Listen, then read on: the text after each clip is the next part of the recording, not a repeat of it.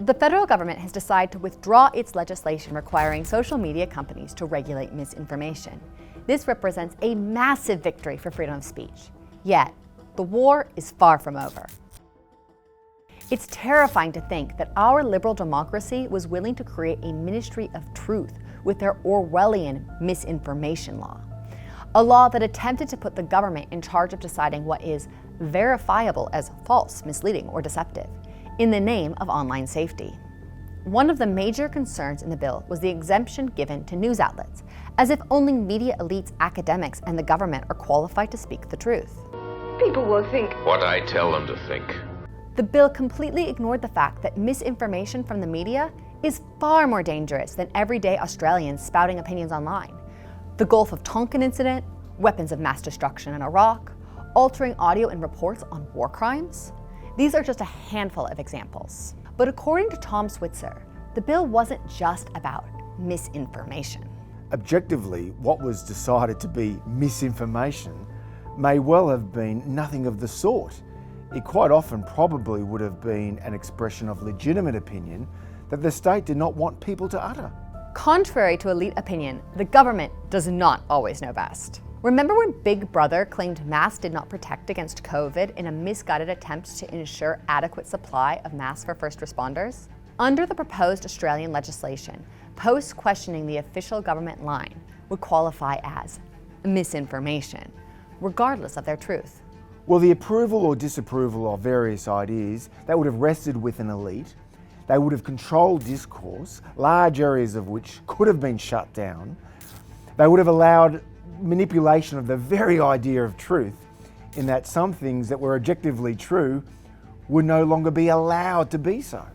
Under the Australian government's doomed plan, the Overton window was set to become a fixed frame, bolted down by elites who wanted your opinion silenced. If a certain view did not tally with the state's orthodoxy, it wouldn't be heard. Now, freedom of speech comes at a cost.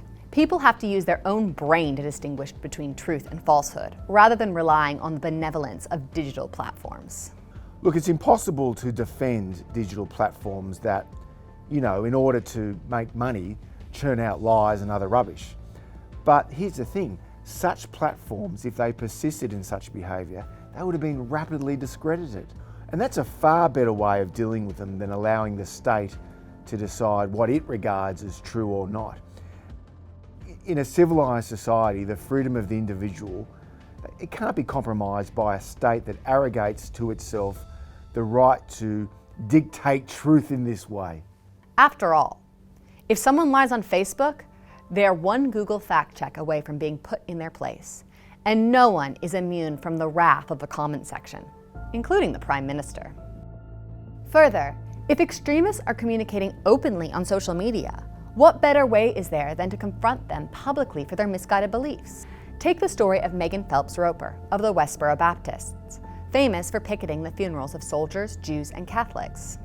After she posted anti-Semitic tweets, Jewish writer David Abitbol engaged with her on Twitter, ultimately unraveling her worldview. Phelps Roper is now outspoken against her former beliefs and has provided invaluable insights into the psychology of extremist groups. Well, in a free society, disproving or ridiculing the arguments of extremist opponents, that is always the best way to proceed.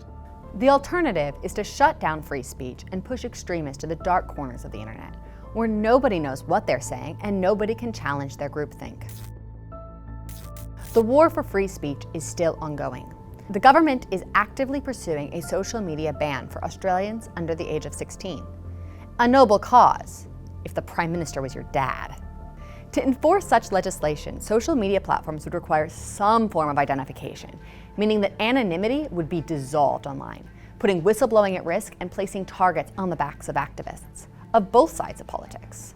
Policymakers have tried and failed to recruit social media platforms to enforce their speech requirements. So their next step will be to go after individual citizens. Time will tell if this bill will be rejected too, or if Big Brother will be watching you. Have an argument in the comment section while you still can.